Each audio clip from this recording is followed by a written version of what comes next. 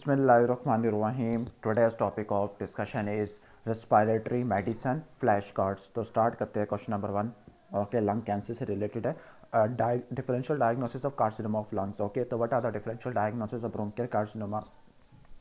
तो जो डिफरेंशियल्स में आपने टीबी, नमूनिया, लंग एब्सेस और प्लूरल एफियन को आपने इंक्लूड करना होता है. सही हो गया. ओके, इसके बाद नेक्स्ट हम आगे चलते हैं. Investigation of C A lung होता है. तो सबसे पहले आपने नॉन इन्वेसिव टेस्ट का नाम दिया है. नॉन इन्वेसिव टेस्ट के अंदर आपकी chest X ray, CT scan, MRI, PET scan है, स्पुटम साइटोलॉजी और लास्ट में पल्मोनरी फंक्शन टेस्ट आ जाता है. फिर आपने इन्वेसिव टेस्ट बनाने होते हैं. इन्वेसिव टेस्ट के अंदर एंडोब्रोंकियल अल्ट्रासाउंड है, ब्रोंकोस्कोपी या सीटी गाइडेड बायोप्सी होती है. मेन जो इन्वेस्टिगेशन चॉइस होती है वो बायोप्सी होती है, चाहे आप ब्रोंकोस्कोपी से लो या फिर सीटी गाइडेड बायोप्सी लो. स्टेजिंग के लिए जो हम करते होते हैं मीडिया स्टीनोस्कोपी और मीडिया स्टीनोटमी करते हैं.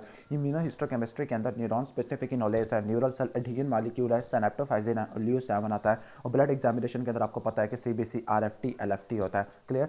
इसके बाद हम ट्रीटमेंट के अंदर आ जाते हैं. तो स्मॉल सेल कार्सिनोमा होता है, ऑलरेडी मेटास्टेसाइज किया हुआ होता है. ओके, तो उसको सर्जरी से ठीक नहीं कर सकते, बल्कि यहाँ पे कीमो रेडिएशन से ठीक करते होते हैं स्मॉल सेल कार्सिनोमा को. जबकि जो आपका लार्ज सेल जो आपके नॉन स्मॉल सेल कार्सिनोमा होते हैं, नॉन स्मॉल सेल कार्सिनोमा के अंदर आपका लाइक स्क्वेमस सेल कार्सिनोमा आ जाता है, एडिनो कार्सिनोमा आ जाता है, बाकी सारे जो कैंसर आ जाते होते हैं उनको आप इनिशियली आप सर्जरी से ठीक कर सकते हैं. लेकिन अगर वो इन्वेट करिए हो तो इनके लिए भी आपने क्या करनी है, कीमोथेरापी करनी है या बेवासीजुमाब आपने इस्तेमाल करनी होती है.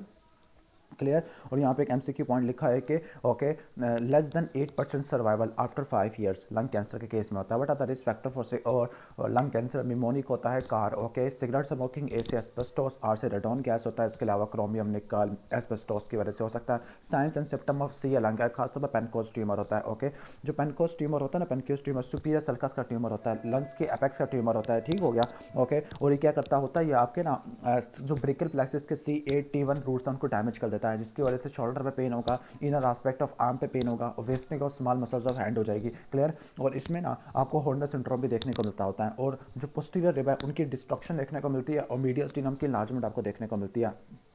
क्लियर. ये पैनकोस ट्यूमर आ जाएगा. इसके बाद sign symptoms of lung cancer लिखा हुआ है कि लंग कैंसर में क्या होता है, सेंट्रल या एंडोब्रोंकियल ग्रोथ की वजह से प्रोडक्टिव कफ होती है, हेमोप्टेसिस होती है, वीजिंग और डिस्निया देखने को मिलता है. साइंस के अंदर आपको पता है कि क्लबिंग होती है. ओके, हॉर्नर सिंड्रोम होता है due to invasion of sympathetic chain ganglia, जिसमें टॉसिस, मियोसिस एंड हाइड्रोसिस होती है. स्मॉल मसल्स ऑफ हैंड की वेस्टिंग होती है C8T1 के इन्वॉल्वमेंट की वजह से. हॉर्सनस ऑफ वॉइस होती है रिकरल लाइनेंजल नर्व के इन्वॉल्वमेंट की वजह से. डायफ्राम की पैरालिसिस होती है फ्रेनिक नर्व के इन्वॉल्वमेंट की वजह से. इंटरकोस्टल न्यूरल्जिया होता है चेस्ट वाल की इन्वेजन की वजह से. ओके, और ऑब्स्ट्रक्टिव एटिलेक्टिसिस देखने को मिलता है. ट्रीटमेंट ऑफ सी लंग है. ओके, तो ट्रीटमेंट के लिए आपने वही आपने रट्टा मारना है कि ट्रीटमेंट के लिए क्या होता है. अगर स्मॉल सेल कैंसर है तो वो तो ठीक हो जाता है आपका कीमोथेरापी से. ठीक है, कीमो और रेडियोथेरापी से ठीक हो जाता होता है. क्लियर. और क्रेनियल रेडिएशन भी आपने करनी होती है. तो नॉन स्मॉल सेल कार्सिनोमा होता है, अर्ली स्टेजेस में आपने सर्जरी करनी है और एडवांस स्टेजेस में कीमो या बेवासीजुमाब आपने इस्तेमाल करनी होती है. ओके, अगर स्टेज 1 है तो जो 5 ईयर सर्वाइवल रेट होता है 75 होता है. स्टेज 2 है तो 55 से नीचे आ जाता होता है. क्लियर. बाकी रेडियोथेरापी वगैरह करा सकते होते हैं. रेडियोथेरापी किन किन केस में करवाते हैं, जब लार्ज एयरवे ऑब्स्ट्रक्शन है, सुपीरियर वेन केवा ऑब्स्ट्रक्शन है, रिकरेंट हेमोप्टेसिस है. ठीक है. अब कीमोथेरापी स्मॉल सेल कार्सिनोमा के अंदर सर्वाइवल रेट के लिए होती है. और अगर किसी को मैलिग्नेंट प्लूरल एफियन हो तो उस केस में अपने प्लूरोडाइसिस करना है, यानी प्लूरल कैविटी को चिपका देना है चेस्ट वाल के साथ. नेक्स्ट आगे चलते हैं टाइप्स ऑफ सी लंग है. तो जो कैंसर होते हैं दो तरह के होते हैं, स्मॉल सेल और नॉन स्मॉल होते हैं. जो स्मॉल सेल कार्सिनोमा होते हैं 15% होते हैं, पुअर प्रोग्नोसिस होता है. उनके जो पैरानियोप्लास्टिक सिंड्रोम होते हैं वो 3 होते हैं. Cushing syndrome, okay, syndrome of inappropriate ATH और लैम्बर्ट ईटन माइस्थेनिक सिंड्रोम है. इसके बाद जो नॉन स्मॉल सेल कार्सिनोमा होता है उसमें एडिनो कार्सिनोमा मोस्ट कॉमन होता है, फीमेल नॉन स्मोकर में देखने को मिलता है. और एडिनो कार्सिनोमा की वजह से थ्रोम्बोफिलिबाइटिस और नॉन बैक्टीरियल वेरिकोस एंडोकार्डाइटिस देखने को मिलता है. ओके, जबकि squamous cell carcinoma male smoker में होता है.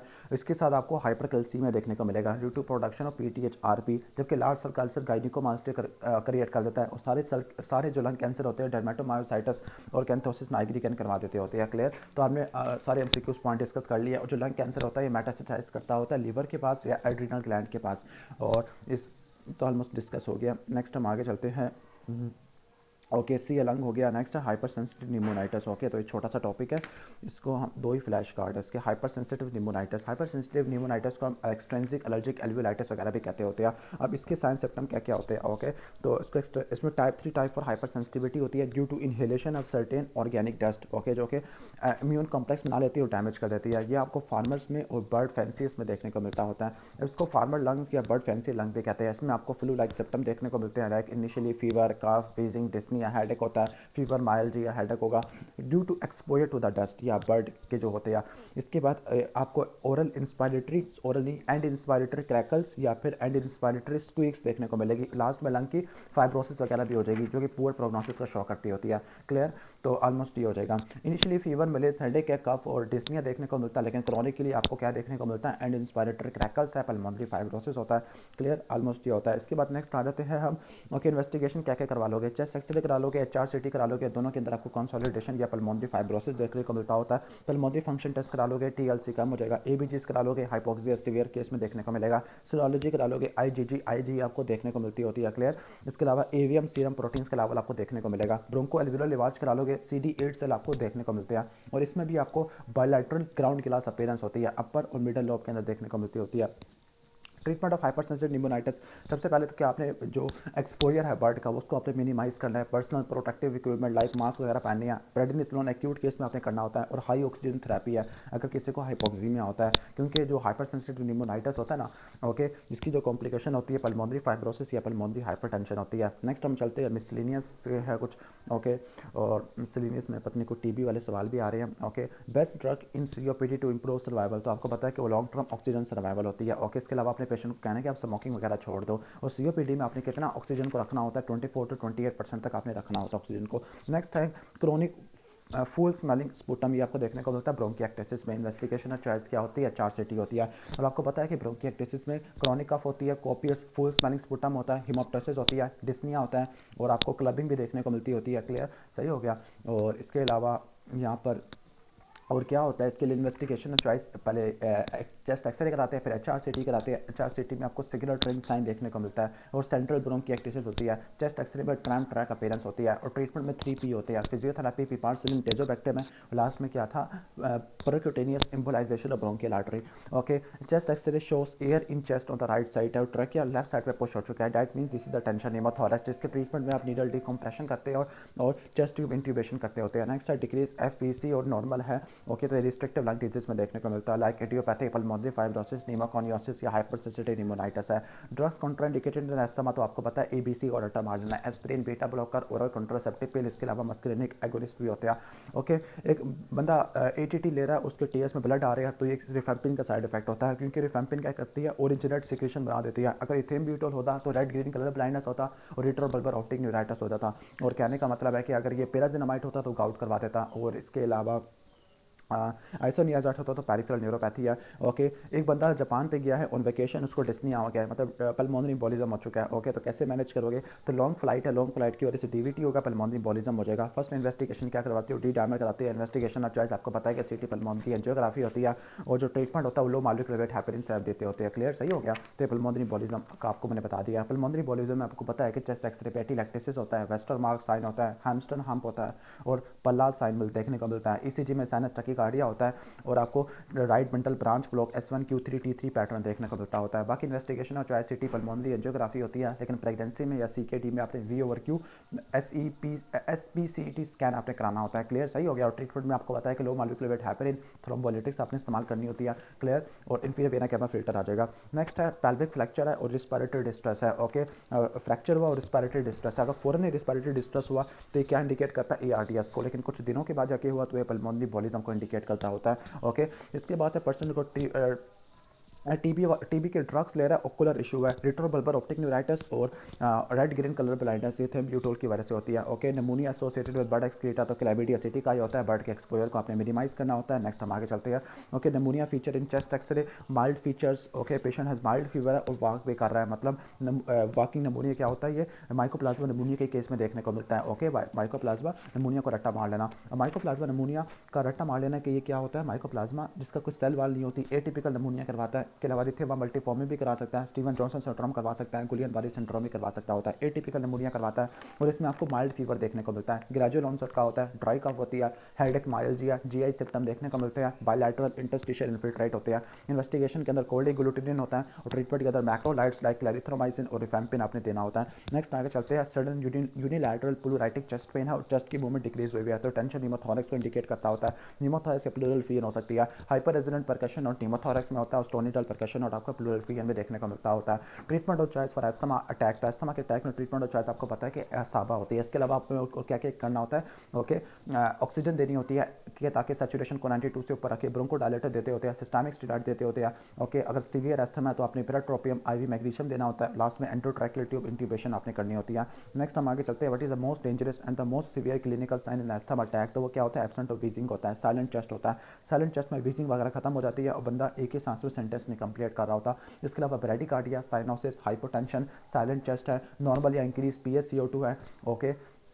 ये चीज़ इंडिकेट करती है कि सीवियर अस्थमा है। इसके बाद नेक्स्ट हम आगे चलते हैं, women with respiratory issue dyspnoea है, बायलैटरल हाइलोलिफेडिनोपैथी है। बायलैटरल हाइलोलिफेडिनोपैथी और वो फीमेल में ऑटोइम्यून डिजीज है। तो ये क्या होता है, सार्कोइडोसिस होता है। अब सार्कोइडोसिस वाला काफ़ी इंपॉर्टेंट टॉपिक होता है। अब सार्कोइडोसिस में जो इन्वेस्टिगेशन और चॉइस होती है डायग्नोसिस के लिए वो क्या होती है, ट्रांसब्रोंकियल बायोप्सी होती है, ओके, ट्रांसब्रोंकियल बायोप्सी होती है। बाकी जो स्टेजिंग के लिए जो इन्वेस्टिगेशन और चॉइस होती है वाकई कौन सी होती है, चेस्ट एक्सरे होती है। और चेस्ट एक्सरे में आप स्टेजिंग बनाते हो, स्टेजिंग का फायदा क्या होता है, इससे आप ट्रीटमेंट लेबल करते होते हैं। फॉर एग्जाम्पल चेस्ट एक्सरे में क्या होगा, अगर स्टेज 1 है तो बायलैटरल हाइलोलिफेडिनोपैथी, स्टेज 2 है तो बायलैटरल हाइलोलिफेडिनोपैथी प्लस पैरेन्काइमल इन्फिल्ट्रेट है, स्टेज 3 का मतलब है पैरेन्काइमल इन्फिल्ट्रेट विदाउट बायलैटरल हाइलोलिफेडिनोपैथी, और स्टेज 4 में पल्मोनरी फाइब्रोसिस होती है, ओके।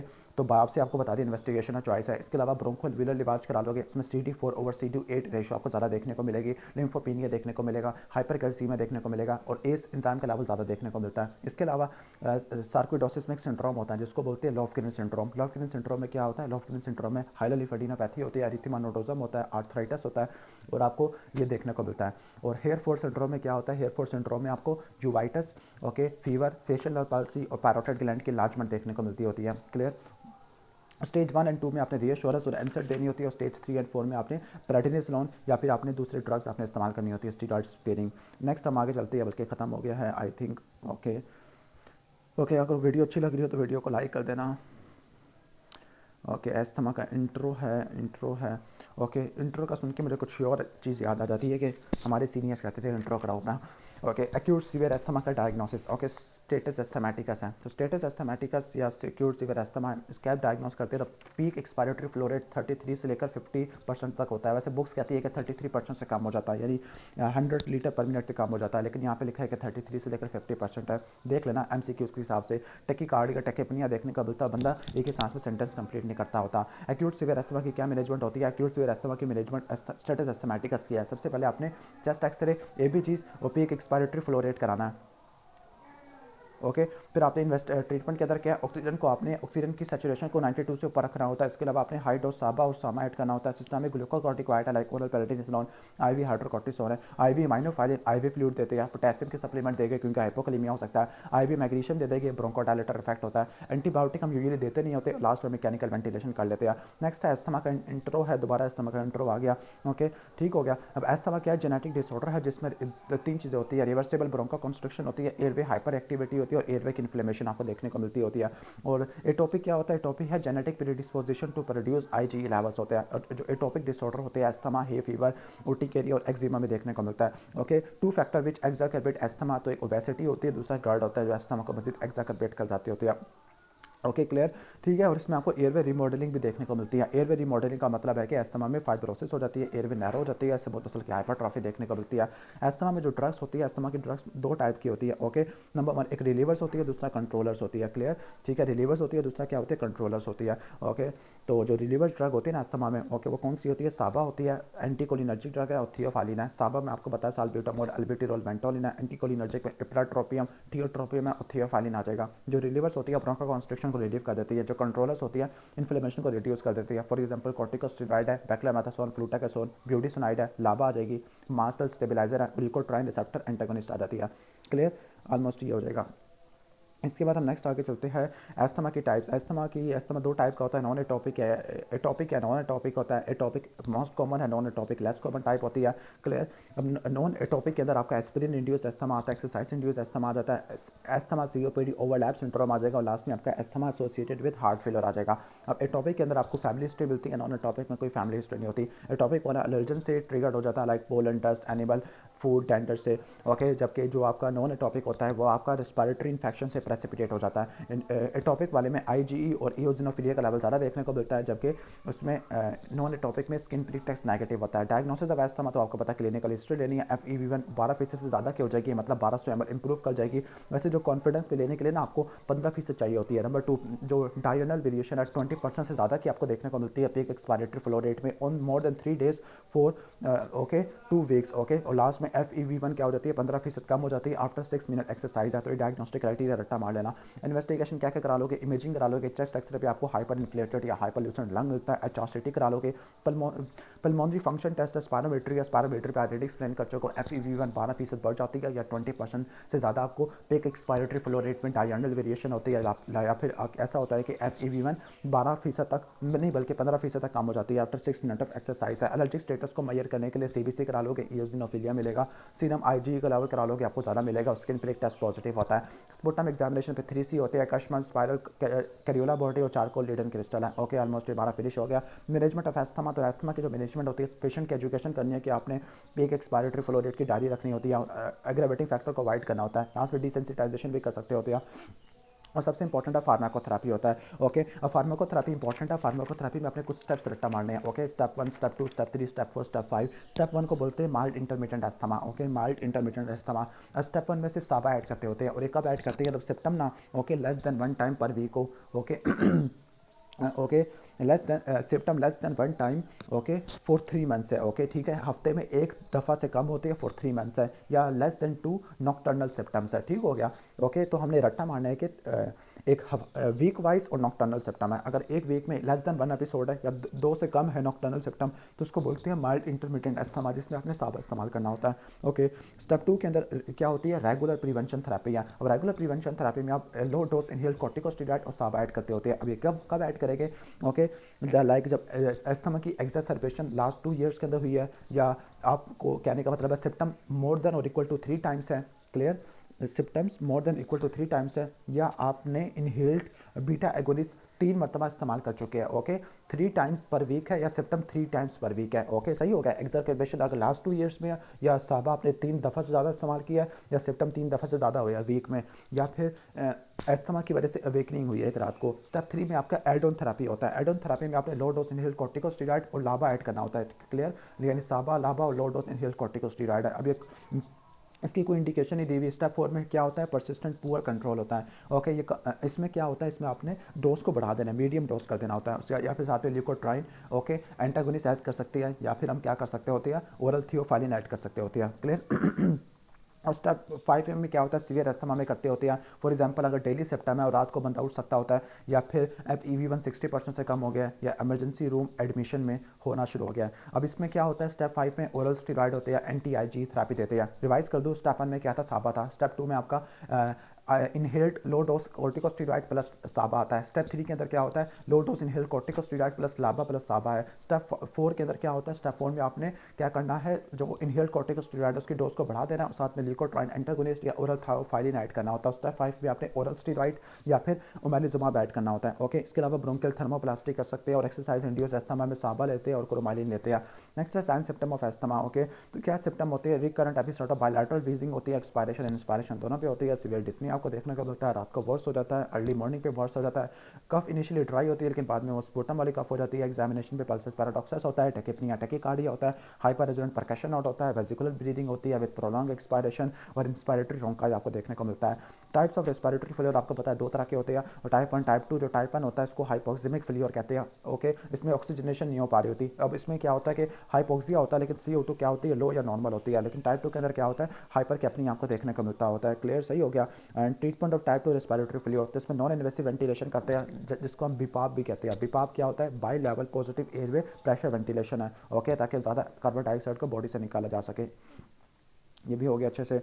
नेक्स्ट है ब्रोंकिएक्टेसिस, इसको मैंने अच्छे से एक्सप्लेन किया था ऑलरेडी। ओके, तो उसको जल्दी जल्दी कर लेते हैं। कॉजेज ऑफ ब्रोंकिएक्टिसिस, ओके, तो अपने दो में डिवाइड करना है, कॉन्जेनाइटल और एक्वायर्ड है। कॉन्जेनाइटल में सिस्टिक फाइब्रोसिस, प्राइमरी सिलेरी डिस्काइनेसी आ जाएगा, कार्टाजिनस सिंड्रोम आ जाएगा, इसके अलावा प्राइमरी हाइपोगैमाग्लोबिनिमीमिया, ओके, सही हो गया। इसके बाद एक्वायर्ड कॉजेज में आपको पता है कि निमोनिया आ जाएगा, ओके, इनहेल्ड फॉरेन बॉडी है, टीबी और एलर्जिक ब्रोंकोपल्मोनरी एस्परजिलोसिस है।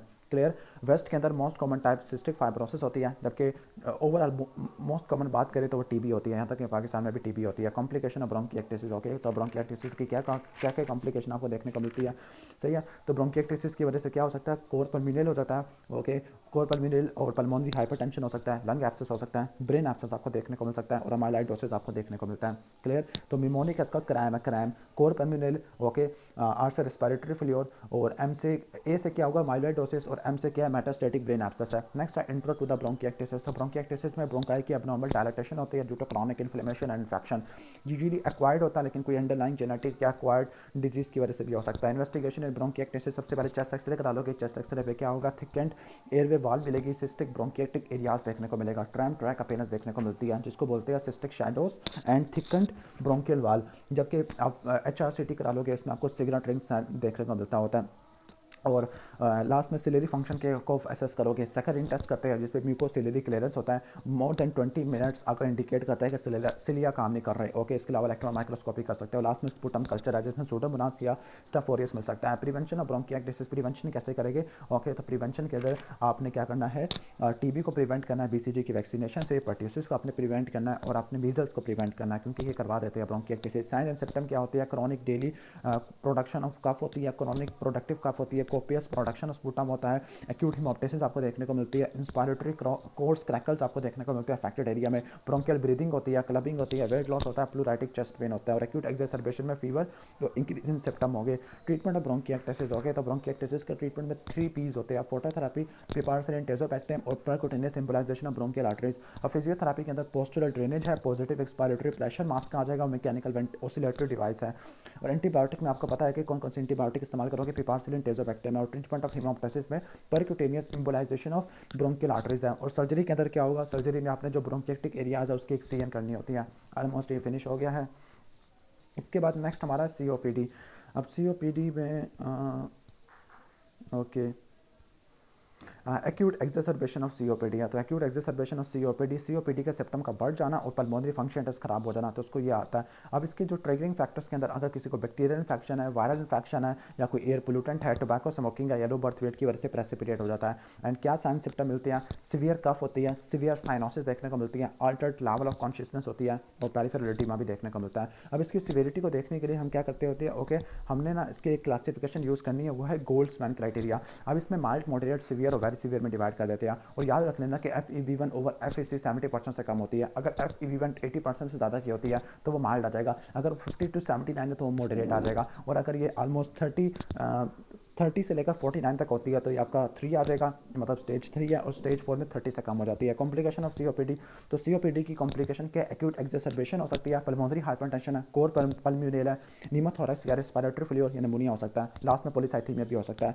अब COPD की 2 टाइप होती है। अब COPD 2 तरह का होता है, क्लियर, क्रॉनिक ब्रोंकाइटिस और एम्फीसीमा होता है, ओके, यानी क्रॉनिक ब्रोंकाइटिस और एम्फीसीमा होता है। अब जो क्रॉनिक ब्रोंकाइटिस होता है उसको ब्लू ब्लोटर कहते हैं, एम्फीसीमा को पिंक पफर कहते हैं। अब जो एम्फीसीमा में बच्चा नहीं, जो इंडिविजुअल होता है वो थिन होता है, ब्लू ब्लोटर में जो पेशेंट होता है वो ओवरवेट होता है। पिंक पफर में कोई साइनोसिस नहीं होती, ब्लू ब्लोटर में साइनोसिस होती है due to hypercapnia and hypoxaemia. Pink puffer में पेशेंट हाइपर वेंटिलेट कर रहा होता है, ब्रेथलेसनेस होता है, यूज ऑफ एसेसरी मसल है, जबकि ब्लू ब्लोटर में कोई रिस्पिरेटरी डिस्ट्रेस नहीं होता, no use of accessory muscle है। पिंक पफर में टैकीपेनिया होता है विद प्रोलॉन्ग एक्सपायरेशन, जो कि ब्लू ब्लोटर में रेस्पिरेशन नॉर्मल होती है। पिंक पफर में normal partial pressure of carbon dioxide है, ब्लू ब्लोटर में आपको PaCO2 बढ़ जाता होता है। तो आपको सारे पॉइंट्स मैंने बता दिया। जो एम्फीसीमा है उसका हिस्टोपैथोलॉजिकल डायग्नोस होता है, जबकि क्रॉनिक ब्रोंकाइटिस का जो डायग्नोस होता है वो क्लिनिकल होता है। इन्वेस्टिगेशन इन COPD में क्या क्या इन्वेस्टिगेशन कराते होते हैं, ओके, तो सबसे पहले चेस्ट एक्सरे करा लोगे। चेस्ट एक्सरे में आपको हाइपर इन्फ्लेटेड लंग्स आपको देखने को मिलता होता है, क्लियर, हाइपर इन्फ्लेटेड लंग्स आपको देखने को मिलता होता है।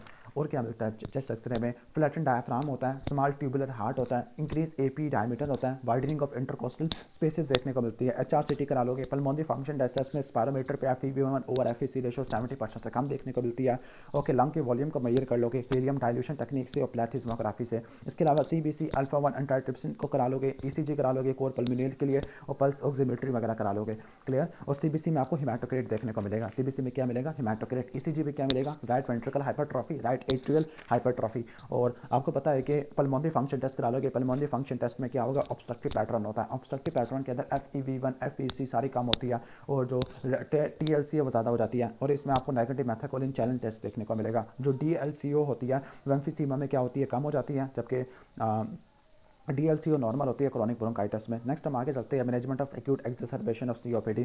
तो आपने ऑक्सीजन देनी होती है 24 to 28% के सैचुरेशन के ऊपर, इससे ज़्यादा नहीं दोगे क्योंकि इससे ज़्यादा दिया तो रेस्पिरेटरी एसिडोसिस हो जाएगा।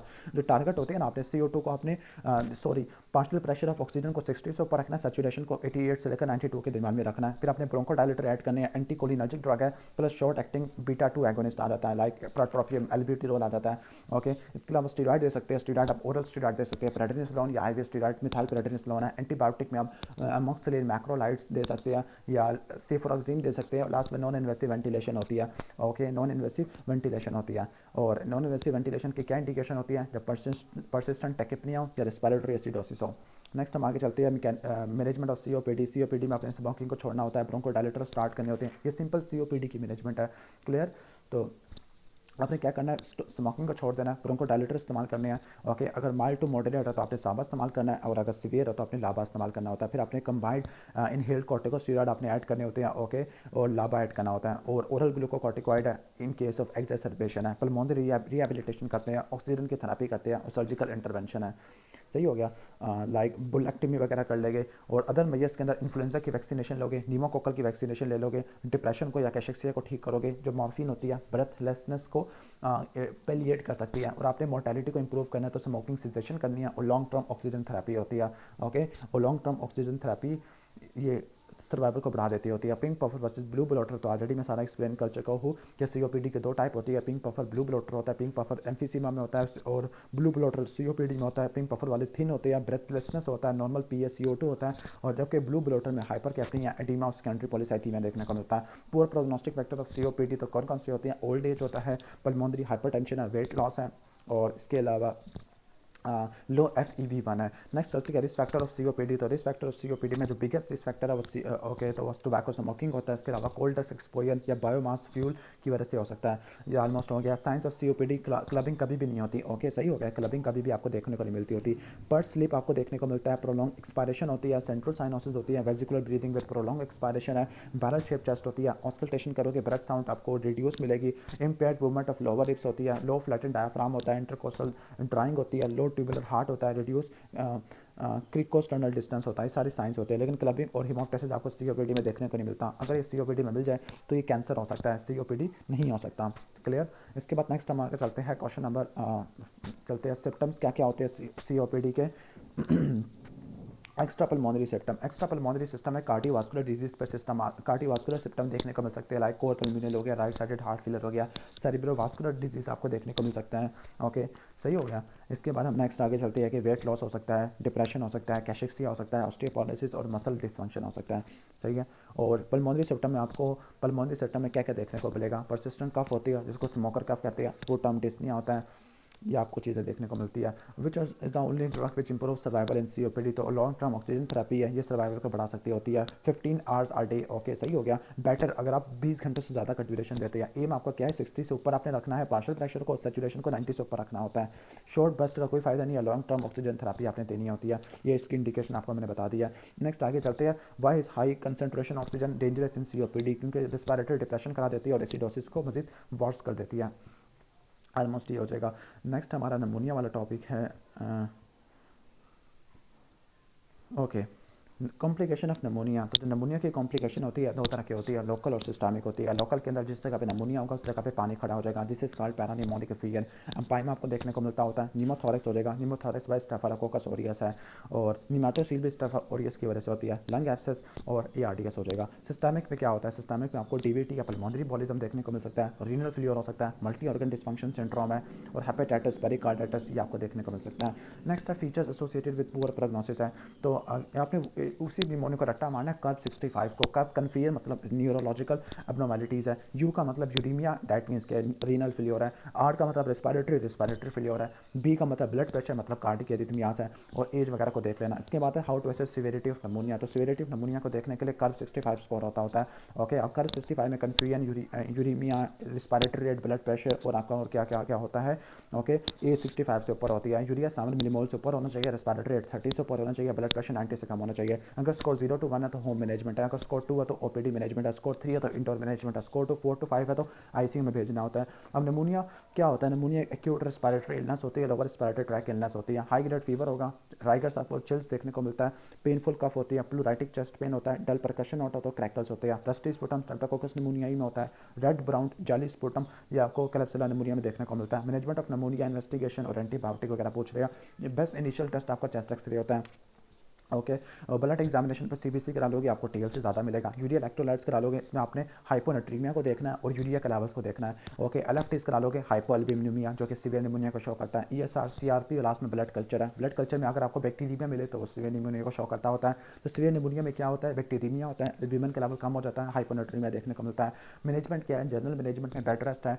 ओके, ऑक्सीजन थेरेपी है, आईवी फ्लूइड्स देते हैं। ओके, और एंटीबायोटिक देते हैं, लाइक स्ट्रेप्टोकोकस निमोनिया में अमोक्सिलिन या एरिथ्रोमाइसिन है, और ल्यूजिनिला निमोफिला में क्लैरिथ्रामाइसिन और रिफैम्पिन देते होते हैं। प्लूराइटिक चेस्ट पेन के लिए पैरासिटामोल या एंसर्स दे देते हैं। लास्ट में फिजियोथेरापी है। ऑर्गेनिज्म काजिंग नमूनिया, तो जो नमूनिया के जो ऑर्गेनिज्म होते हैं ना, आपने इसको ऐसे पढ़ना है कि नमूनिया को आपने दो में डिवाइड करना है, टिपिकल और एटिपिकल ऑर्गेनिज्म होते हैं। यानी नमूनिया को बल्कि दो में डिवाइड करना है, कम्युनिटी एक्वायर्ड और हॉस्पिटल एक्वायर्ड है। जो कम्युनिटी एक्वायर्ड होता है वो उसमें टिपिकल और एटिपिकल है। जो टिपिकल होता है वो स्ट्रेप्टोकोकस निमोनियाई की वजह से, एचफ्लुएंजा, स्टाफ ऑरियस की वजह से होता है, और जो एटिपिकल है वो माइकोप्लाज्मा की वजह से होता है, ल्यूजिनिला की वजह से देखने को मिलता है, और निमोसिस्टस जिरोवकाई की वजह से होता है। जबकि जो आपका हॉस्पिटल एक्वायर्ड होता है वो ग्राम नेगेटिव की वजह से देखने को मिलता होता है। क्लियर? सही हो गया। ग्राम नेगेटिव में आपका इकोलाई और सोडोमोनास आ जाते हैं। क्लियर? ऑलमोस्ट ये हो जाएगा। ओके, अब यहाँ पे कुछ इंपॉर्टेंट पॉइंट्स लिखे हुए हैं, लाइक जो लीजियनिला निमोफिला ना, ये किन में देखने को मिलता है? Legionella pneumophila water coolers, air conditioners, hostel, hotels या वेंटिलेशन सिस्टम पे देखने को मिलता होता है। ओके, यानी जो कूलिंग टावर्स है ना, वो अगर वो कंटेमिनेट हो जाते हैं होटल्स में, हॉस्टल में, इंडस्ट्री में, उसकी वजह से हो सकता है। और इसमें नमूनिया होगा, मसल में पेन होगा, हाइपोनेट्रीमिया होता है, डायरिया होता है, और कन्फ्यूजन देखने को मिलती होती है लीजियनिला निमोफिला के अंदर। इसके जो रिस्क फैक्टर होते हैं इम्यूनो कॉम्प्रोमाइज पेशेंट में, स्पेसिफिकली ऑर्गन ट्रांसप्लांट पेशेंट में होते हैं, और इसमें आपको एब्डोमिनल पेन, डायरिया, हाइपोनेट्रीमिया देखने को मिलता है, और टीरेंज एलेप्टिस भी आपको देखने को मिलते होते हैं। ये आ गया ल्यूजिनिला निमोफिला का। सही हो गया। इसके अलावा जो वायरसेस में आपको पता मीजल्स आ जाएंगे। अच्छा, माइकोप्लाज्मा निमोनिया की जो कॉम्प्लिकेशन है वो एटिपिकल निमोनिया होता है, वॉकिंग निमोनिया करवा देता है, एरिथेमा मल्टीफॉर्मिया, गुलियर बारी सिंड्रोम है, और स्टीवन जॉनसन सिंड्रोम करवा देता है। क्लियर? सूडोमोनास ना ग्रीन स्पुटम करवा देता है, और ये आपको सिस्टिक फाइब्रोसिस वाले पेशेंट में देखने को मिलता होता है। क्लेब्सिला वाला अल्कोहलिक्स में, डायबिटीज में देखने को मिलता है। रेड कुरेंट जाली स्पुटम करवा देता है, और इसके लिए ड्रग और चॉइस सेफ्ट्राइक्सोन होती है। हिमोफिलस इन्फ्लुएंजा सीओपीडी वाले पेशेंट में होता है, स्टफ ऑरियस फ्लू वाले पेशेंट में होता है, and the most common cause of community acquired pneumonia is Streptococcus निमोनियाई। Next हम चलते हैं निमोथोरेक्स, एक छोटा सा निमोथोरेक्स। ओके, मैनेजमेंट ऑफ नीमोथोरेक्स है। तो नीमोथोरेक्स में जो इनिशियली जो इन्वेस्टिगेशन करते हैं, नॉर्मली क्लिनिकल डायग्नोस होता है, लेकिन स्टैंडर्ड चेस्ट एक्सरे एक्सपैरेशन भी करा लेंगे और सीटी स्कैन भी करा लेंगे। अब नीमोथोरेक्स ना, नीमोथोरेक्स की बहुत सारी टाइप्स होती है। नीमोथोरेक्स की लाइक एक होता है स्पॉन्टेनियस नीमोथोरेक्स होता है, इसके अलावा पोटेंशियल नीमोथोरेक्स हो सकता है। जो स्पॉन्टेनियस नीमोथोरेक्स की कहने का मतलब जो टाइप्स होती है, ओपन है, क्लोज्ड है और वेल्वुलर टाइप का हो सकता है। क्या हो सकता है? ओपन, क्लोज्ड और वेल्वुलर टाइप का नीमोथोरेक्स देखने को मिल सकता होता है। सही हो गया। ओके, और जिसके इटियोलॉजी होता है प्राइमरी और सेकेंडरी टाइप का होता है। अब इसके बाद अगर प्राइमरी स्मॉल निमोथोरेक्स है तो खुद ब खुद ठीक हो जाता है। प्राइमरी माइल्ड टू मॉडरेट है तो इसके लिए आपने थोरैकोसेंटेसिस करना है, second intercostal space mid clavicular line में। सेकेंडरी निमोथोरेक्स है तो आपने चेस्ट इंट्यूबेशन करनी है, रिकरेंट है तो प्लूरोडाइसिस कर दोगे, और अगर टेंशन निमोथोरेक्स है तो आपने क्या करना है? वही थोरैकोसेंटेसिस सेकंड इंटरकोस्टल स्पेस में, और chest intubation fifth intercostal space में, ये आपने कर देना है। नेक्स्ट हम आगे चलते हैं निमोथोरेक्स का इंट्रो। निमोथोरेक्स क्या होता है? Presence of in the pleural cavity का स्पॉन्टेनियस और ट्रॉमेटिक हो सकता है। जो स्पॉन्टेनियस होता है इसकी जो इटियोलॉजी होती है प्राइमरी या सेकेंडरी हो सकती है। प्राइमरी में कोई लंग डिजीज नहीं हो सकता, रिस्क फैक्टर में टोबैको, स्मोकिंग है, टाल स्ट्रेचर है, या प्रेजेंस ऑफ सब प्लूरल ब्लैब्स है। जबकि सेकेंडरी वाला की अंडरलाइन लंग डिजीज की वजह से होता है, for example COPD, asthma, okay, TB, lung abscess, इनकी वजह से हो सकता है। ट्रॉमेटिक वाला होता है, ट्रॉमेटिक वाला आइड्रोजेनिक हो सकता है। फॉर एग्जांपल कोई थोरैसिक सर्जरी या बायोप्सी लेते वक्त या चेस्ट वाल की इंजरी की वजह से, चेस्ट ट्रॉमा की वजह से। Sign and symptom of pneumothorax, तो न्यूमोथोरैक्स में sudden onset of unilateral pleuritic chest pain होता है, ब्रेथलेसनेस देखने को मिलती है, हाइपर रेजोनेंट परकशन नोट देखने को मिलता है, ब्रेथ साउंड कम हो जाती है, चेस्ट की एक्सपांशन आपको रिड्यूस देखने को मिलती है, और जो मीडियास्टिनम होता है वो ऑपोजिट साइड पे शिफ्ट कर जाता होता है। क्लियर। अब जो टेंशन न्यूमोथोरैक्स होता है ना, ये वेल्वुलर टाइप ऑफ न्यूमोथोरैक्स होता है। वेल्वुलर का मतलब है कि यहाँ पर वन वे कम्युनिकेशन होती है, लंग्स और प्लूरल कैविटी में वन वे कम्युनिकेशन होती है। अब वन वे कम्युनिकेशन के अंदर हवा इंस्पायरेशन पे आ तो जाती है लेकिन एक्सपायरेशन पे लीव नहीं कर पाती, जिसकी वजह से ट्रैक की ऑपोजिट साइड पे शिफ्ट हो जाएगा। नेक्स्ट चलते हैं types of spontaneous pneumothorax. Spontaneous pneumothorax की जो टाइप्स होती है, ओपन हो सकता है, क्लोज्ड हो सकता है। ओपन में जो मीन प्लूरल प्रेशर होता है वो एटमॉस्फेरिक के बराबर होता है। क्लोज्ड के अंदर मीन प्लूरल प्रेशर नेगेटिव होता है। और एक तीसरा होता है टेंशन टाइप, जो वन वे वाल्व होता है, इसमें जो मीन प्लूरल प्रेशर होता है वो पॉजिटिव होता है और मीडियास्टिनल शिफ्ट आपको ऑपोजिट साइड पे देखने को मिलती है। ओपन में एटमॉस्फेरिक है, क्लोज में आपका नेगेटिव है, और टेंशन में क्या होता है, पॉजिटिव आपको देखने को मिलता है। ऑलमोस्ट हो गया। Next is pulmonary embolism. ये तो छोटा सा pulmonary embolism. Okay, cause of pulmonary embolism. अब पल्मोनरी एम्बोलिज्म का जो काज होता है ना, okay, 80% are the due to DVT. और जो डीवीटी होता है, डीवीटी कराने के लिए आपका ट्रायड चाहिए, वह है विर्चुअल ट्रायड। विर्चुअल ट्रायड में स्टेसिस, हाइपर कोagulability और एंडोथेलियल इंजरी वगैरह आ जाता है। क्लियर। और ये आपका प्रेगनेंसी, हाइपर कोagulable स्टेट है, ओसीपी आ जाएगा। क्लियर। स्टेसिस के अंदर आपको स्टेसिस में बेड रेस्ट होता है, इनएक्टिविटी होता है, स्ट्रोक या कंजेस्टिव हार्ट फेलियर या एयर ट्रैवल की वजह से, इंजरी टू द एंडोथेलियम, इसमें ट्रॉमा सर्जरी आ जाता है। हाइपर कोagulability के अंदर antiphospholipid antibody syndrome, OCP, hormonal replacement therapy, tamoxifen, raloxifene, malignancy आ जाएगा। क्लियर। और most common cause of death in pulmonary embolism is recurrent pulmonary embolism. Differential diagnosis of pulmonary embolism, तो इसमें क्या क्या डिफरेंशियल आ जाते हैं, इन सब में चेस्ट पेन देखने को मिलता है, एमआई है, कार्डिक टेम्पोनाट है, और इसके अलावा एयोटिक डायसेक्शन है, इनमें चेस्ट पेन आपको देखने को मिलता है, और एक्यूट डिस्निया भी देखने को मिलता है। अब एक्यूट, इसके अलावा एक्यूट, एक्यूट क्या लिखा हुआ है, एक्यूट मैनिक है, अच्छा, एक्यूट मैसिव लिखा है, एक्यूट मैसिव पल्मोनरी एम्बोलिज्म है। और अगर एक्यूट मीडियम एम्बोलिज्म है तो इसमें निमोनिया, निमोथोरैक्स है, मस्कुलोस्केलेटल, यानी सारे चेस्ट पेन के डिफरेंशियल आ गया है। इन्वेस्टिगेशन ऑफ पल्मोनरी एम्बोलिज्म, तो नॉन इन्वेसिव इमेजिंग में डी डायमर करा लोगे, डी डायमर आपको निमोनिया, सेप्सिस और एमआई में भी देखने को मिलता है। ईसीजी करा लोगे, साइनस टकीकार्डिया होगा, S1Q3 पैटर्न देखने को मिलेगा। ब्लड एग्जामिनेशन करा लोगे, सीबीसी में न्यूट्रोफिल्स हो सकते हैं, ईएसआर ज़्यादा होता है, एलडीएस ज़्यादा होता है, एबीजीज में आपको रिस्पिरेटरी एसिडोसिस होती है, मेटाबॉलिक नहीं होती। क्लियर। इमेजिंग के अंदर डीवीटी के लिए कलर डॉपलर अल्ट्रासाउंड है, और इसके लिए जो इन्वेस्टिगेशन है choice of city pulmonary angiography है। लेकिन सीकेडी वाले पेशेंट में या प्रेगनेंसी वाले में आप क्या ये नहीं करोगे, बल्कि आप क्या करोगे, बल्कि कॉन्ट्राइंडिकेटेड होता है, आप V/Q SPCT स्कैन करा लोगे, और इन्वेसिव टेस्ट में ऑलमोस्ट ये हो जाएगा। नेक्स्ट चलते हैं sign symptom of pulmonary embolism है। तो जो एक्यूट मैसिव पल्मोनरी एम्बोलिज्म होता है उसमें बंदा बेहोश हो जाता है, कोलैप्स हो जाता है, सेंट्रल चेस्ट पेन होता है, एप्रीहेंशन होता है, सीवियर डिस्निया होता है। साइंस में सर्कुलेटरी कोलैप्स है, डैट मीन्स के बीपी कम होगा, पल्स ज़्यादा हो जाती है, हाइपोटेंशन है, जेवीपी बढ़ जाती है, और राइट वेंट्रिकल गैलोप रिदम देखने को मिलेगा। एस जो P2 है उसकी स्प्लिटिंग देखने को मिलती होती है। क्लियर, सही हो गया। इसके बाद एक्यूट स्मॉल या मीडियम पल्मोनरी एम्बोलिज्म है, इसमें सिंपल प्लूरैटिक चेस्ट पेन होता है, रिस्ट्रिक्टेड ब्रीदिंग होती है, और हिमोप्टेसिस देखने को मिलता है। और वहाँ पर ना ब्लड प्रेशर नॉर्मल होता है, टैकीकार्डिया, प्लूरल फियन, क्रैकल्स आपको देखने को मिलते हैं। क्रोनिक में सिर्फ एक्सर्शनल डिस्निया देखने को मिलता है, late symptom pulmonary hypertension, right sided heart failure देखने को मिलता है। एंड वंस अगेन P2 की स्प्लिटिंग देखने को मिलती है, पल्मोनरी हाइपरटेंशन की वजह से लाउड P2 होती है, जेवीपी बढ़ जाती है, एडिमा होता है, हेपेटोमेगाली होती है। ट्रीटमेंट ऑफ पल्मोनरी एम्बोलिज्म तो जनरल मेजर्स के अंदर बेड रेस्ट है, ऑक्सीजन थेरेपी, आईवी फ्लूइड्स है, ओपीआई टेस्ट स्पेसिफिक के अंदर एंटीकोगुलेशन देनी होती है, लो मॉलिक्यूलर वेट हेपरिन है, अनफ्रैक्शनेटेड हेपरिन है, फैक्टर 10 इनहिबिटर लाइक एपिक्साबान, रिवरोक्साबान, और डायरेक्ट थ्रोम्बिन इनहिबिटर में एर्गेट्रोबान आ जाएगा। थ्रोम्बोलिटिक्स में अल्टाप्लेस रीटाप्लेस आ जाएगा। सर्जिकल थेरेपी में सर्जिकल पल्मोनरी एम्बोलेक्टमी है, लास्ट पे इंफीरियर वेना केवा फिल्टर है, अगर एंटीकोगुलेशन कॉन्ट्राइंडिकेटेड है या रिकरेंट पल्मोनरी एम्बोलिज्म है। नेक्स्ट हम चलते हैं पल्मोनरी हाइपरटेंशन है। अब पल्मोनरी हाइपरटेंशन वाला टॉपिक स्टार्ट करते हैं। ओके, पल्मोनरी हाइपरटेंशन वाला टॉपिक है काजेज ऑफ पल्मोनरी हाइपरटेंशन। तो congenital left to right shunt की वजह से पल्मोनरी हाइपरटेंशन देखने को मिल सकती है, लाइक EST, VST और PDS को बोलते हैं ईसन मैंगर सिंड्रोम। HIV की वजह से हो सकता है, ड्रग्स की वजह से हो सकता है, और लेफ्ट साइड हार्ट फेलियर की वजह से हो सकता है, COPD की वजह से हो सकता है।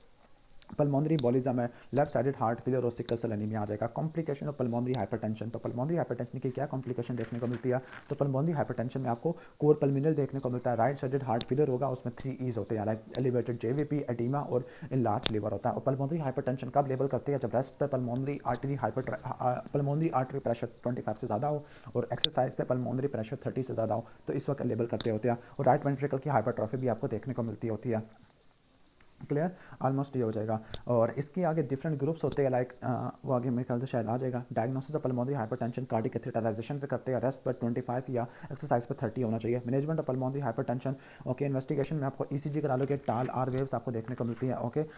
राइट एक्सिस डेविएशन है, राइट वेंट्रल ब्रांच ब्लॉक है, राइट एट्रियल हाइपरट्रॉफी जिसमें पी पल्मोनियल होता है, राइट वेंट्रिकल हाइपरट्रॉफी जिसमें आर वेव्स आपको देखने को मिलती होती है। क्लियर, एबीजीज करा लोगे, एबीजीज में ए ग्रेडियंट, ओके, अल्वियुलर आर्टिरियल ग्रेडियंट ज़्यादा देखने को मिलेगा। चेस्ट एक्सरे एचआरसीटी करा लोगे, इसमें डायलेटेशन और प्रूनिंग मिलेगी पल्मोनरी आर्टरी की। लास्ट में ट्रांसथोरेसिक इकोकार्डियोग्राफी होती है, लेकिन जो मेन इन्वेस्टिगेशन है वो कार्डिक कैथेटराइजेशन है, ताकि पल्मोनरी आर्टरी के प्रेशर को देखा जा सके। अब मैनेजमेंट के अंदर वेज़ोडायलेटर इस्तेमाल करते हैं। वेज़ोडायलेटर में आपकी कौन कौन सी होती है? कैल्शियम चैनल ब्लॉकर में डिफिडिपिन आ जाएगा और डेल्टियाजिन आ जाएगा, ओके। इसके अलावा प्रोस्टासाइक्लिन आ जाएगा, लाइक इसके अंदर प्रोस्टासाइक्लिन में कौन सी एग्जाम्पल आती है? इप्रोप्रोस्टिनोल आ जाएगा। और एंडोथेलिन एंटागोनिस्ट के अंदर आपकी बोसेंटेन आ जाएगा, और फॉस्फोडाइस्ट्रेस 5 इनहिबिटर लाइक सिल्डेनाफिल आ जाएगा। और अगर रिकरेंट या रिफ्रैक्टरी पल्मोनरी हाइपरटेंशन है तो लंग ट्रांसप्लांटेशन है, या हार्ट लंग ट्रांसप्लांटेशन है, या बैलून आर्टेरियल एट्रियल सेप्टोस्टोमी है। Sign symptom of pulmonary hypertension loud P2 होता है, पैन सिस्टोलिक मरमर आपको देखने को मिलता है, रेस्ट JVP होता है, ओके, JVP रेस्ट हो जाती है, ठीक हो गया। रेस्ट JVP या ए कंपोनेंट प्रोमिनेंट हो जाता है। पैरास्टाइनल हीव होती है राइट वेंट्रिकल हाइपरट्रॉफी की वजह से, P2 लाउड हो जाती है, राइट वेंट्रिकल पे S3 आपको सुनाई देती है, ब्लूइश लिप्स आपको देखने को मिलती है। इसके अलावा राइट वेंट्रिकल पे S3 और राइट एट्रियम पे S4 देखने को मिलती है। सिप्टम में डिस्निया होता है। ऑलमोस्ट हो जाएगा। नेक्स्ट है सार्कोइडोसिस, ओके। सार्कोइडोसिस में 4 ही फ्लैश कार्ड है। डिफरेंशियल डायग्नोसिस ऑफ सार्कोइडोसिस, तो सार्कोइडोसिस में आपने उन तमाम कंडीशन को रूल आउट करना है जिसमें केजिएटिंग ग्रैनुलोमा होता है, लाइक टीबी और लिम्फोमा आ जाएगा। वैसे लिम्फोमा में ग्रैनुलोमा नहीं होता।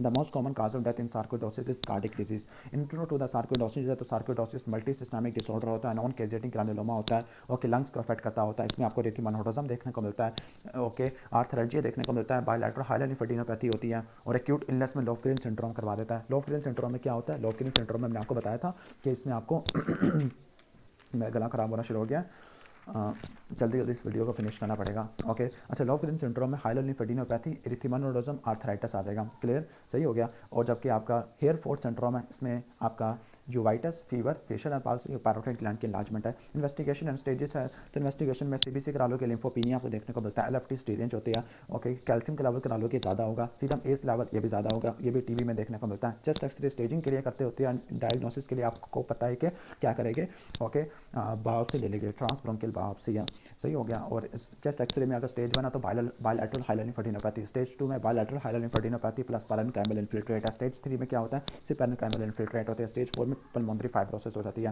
क्लियर। गोल्ड स्टैंडर्ड आपकी ट्रांसब्रोंकियल बायोप्सी होती है। ट्रीटमेंट ऑफ सार्कोइडोसिस क्या होता है? ओके, यूजुअली 6 महीने तक कोई ट्रीटमेंट नहीं लेना होता, क्योंकि खुद ब खुद ठीक हो जाता है। जनरल मेजरमेंट्स में आपने सनलाइट के एक्सपोजर को मिनिमाइज करना होता है, एनसेट्स लेनी होती है। और स्टेज 1 और 2 में नो ट्रीटमेंट प्लस एनसेट है, स्टेज 3 एंड 4 में स्टीरॉयड आपने इस्तेमाल करनी होती है, या स्टीरॉयड स्पेयरिंग ड्रग है, लाइक मिथोट्रेक्सेट, एजाथायोप्रिन, एंटी-TNF या क्लोरोक्विन आ जाएगा, ओके।